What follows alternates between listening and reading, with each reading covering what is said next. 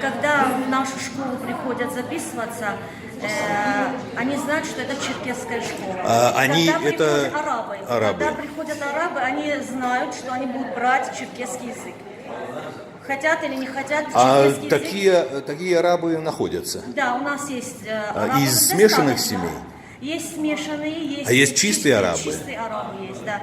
И они обязаны проходить черкесский язык. И выпускной у нас детский сад и школа все одевают национальную форму. Несмотря на то, что он араб? Несмотря, они обязаны одеть. Если ты не хочешь одевать черкесскую форму, то сиди дома. Все верно. Каков процент учеников?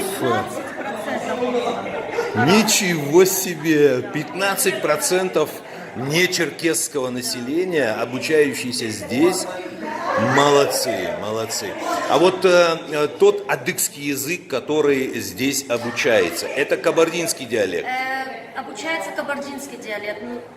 Но если дети приходят, они уже на джадукском говорят. Но вы изучаете это с помощью каких учебников? Мы сами делаем учебники. Я, например, детский сад, я сама сделала учебник, и по нему мы идем. Вы не используете кириллицу, используете латиницу?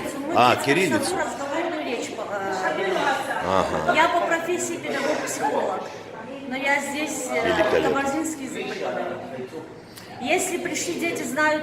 То есть вы преподаете не на диалекте, а именно на литературном языке? Кабардинский язык я преподаю. Литературный? Литературный.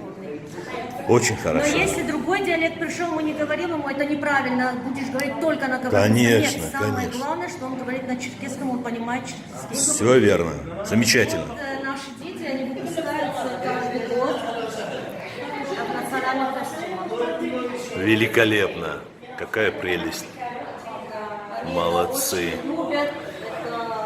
Я вот, пользуясь возможностью, хочу, чтобы вы передали местным жителям, что я очень благодарен королевской семье за такое отношение к черкесскому народу.